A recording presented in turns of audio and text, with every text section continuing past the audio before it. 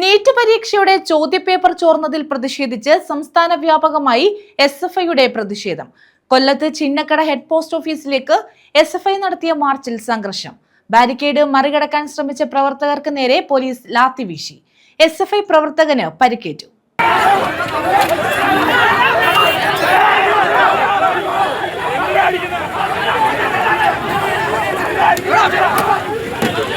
NEET പരീക്ഷയുടെ ചോദ്യപേപ്പർ ചോർന്നതിൽ പ്രതിഷേധിച്ചാണ് എസ്എഫ്ഐയുടെ നേതൃത്വത്തിൽ കൊല്ലം ചിന്നക്കട ഹെഡ് പോസ്റ്റ് ഓഫീസിലേക്ക് മാർച്ച് നടത്തിയത്. കൊല്ലം SN കോളേജിന് മുന്നിൽ നിന്നും ആരംഭിച്ച മാർച്ച് ഹെഡ് പോസ്റ്റ് ഓഫീസിന് മുന്നിൽ പോലീസ് ബാരിക്കേഡ് വെച്ച് തടഞ്ഞു.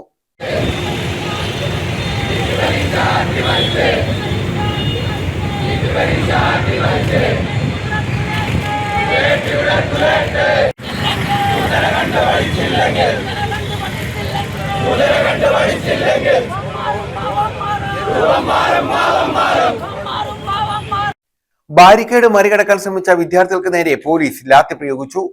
ഒരു എസ്എഫ്ഐ പ്രവർത്തകന് മുഖത്ത് പരിക്കേറ്റു.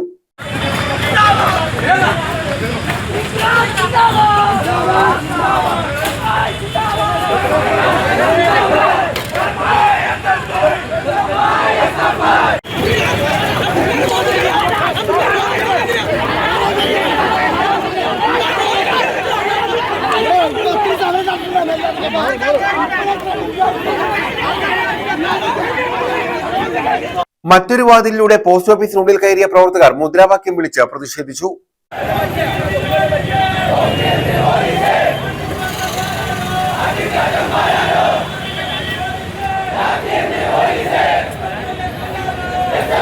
പ്രതിഷേധ യോഗം എസ്എഫ്ഐ സംസ്ഥാന സെക്രട്ടറി സഞ്ജീവ് ഉദ്ഘാടനം ചെയ്തു.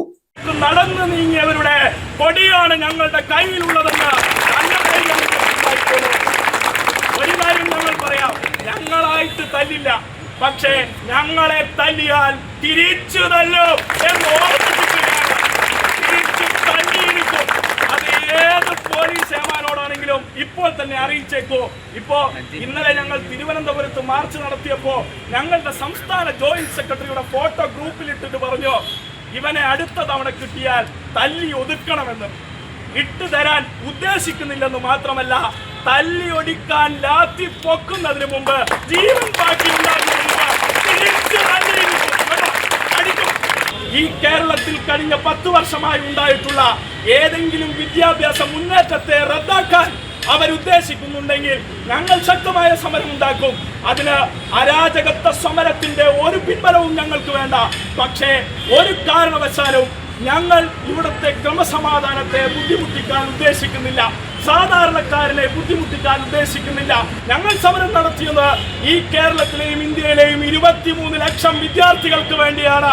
അത് ചെയ്യാൻ ഞങ്ങൾ ഈ 10 വർഷവുമുണ്ട്, ഇപ്പോഴുമുണ്ട്, നാളെയും ഉണ്ടാകും.